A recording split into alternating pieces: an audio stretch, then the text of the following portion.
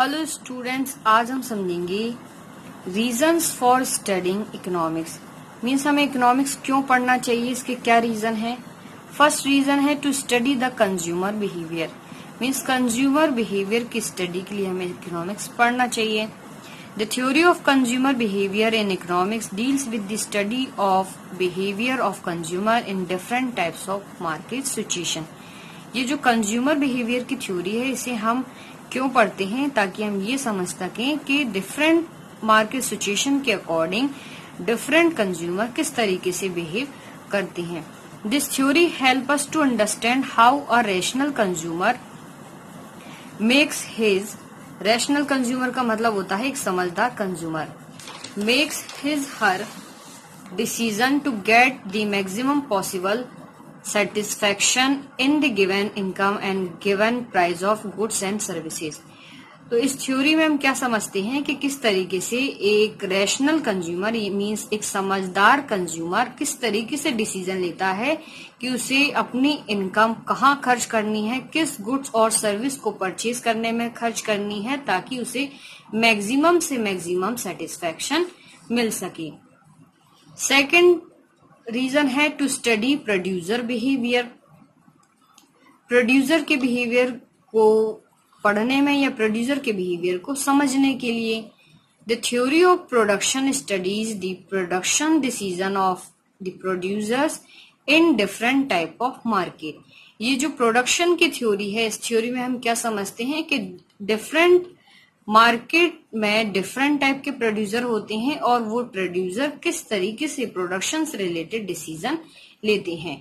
The theory explains how a producer takes production decisions related to maximisation of output in given cost और maximisation of cost for given level of output.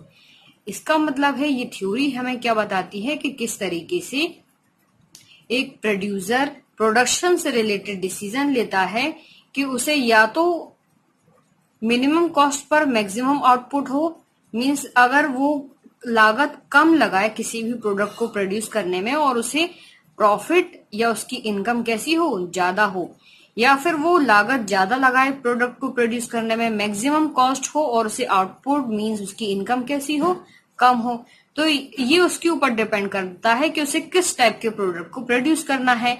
ऐसा product produce करे जिसमें cost कम लगे और income ज्यादा हो, या ऐसा प्रोडक्ट प्रोड्यूस करे जिसमें कॉस्ट ज्यादा लगे और इनकम कम हो। तो इससे हम क्या समझते हैं कि प्रोड्यूसर किस तरीके से डिसीजन लेते हैं related to production. Third reason है to study the distribution of national income. The study of economics makes us aware about the distribution of national income।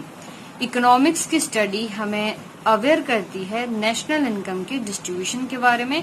In other words, it tells us how the income arising from the total production in an economy is distributed in the form of wages, rent, interest and profit to different factor owners like land, labor, capital and entrepreneur। दूसरे शब्दों में ये हमें बताती है कि economy में total production से जो इनकम अराइज होती है वो किस तरीके से डिस्ट्रीब्यूट की जाती है इन डिफरेंट फॉर्म, जैसे कि wages, rent, interest and profit. और किन्हें डिस्ट्रीब्यूट की जाती है? Labour, land, capital and entrepreneur को।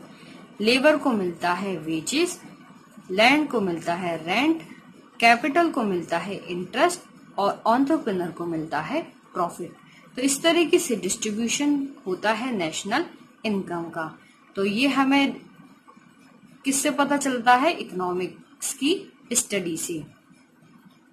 सो इकोनॉमिक्स की स्टडी नेशनल इनकम के डिस्ट्रीब्यूशन से अवेयर कराती है।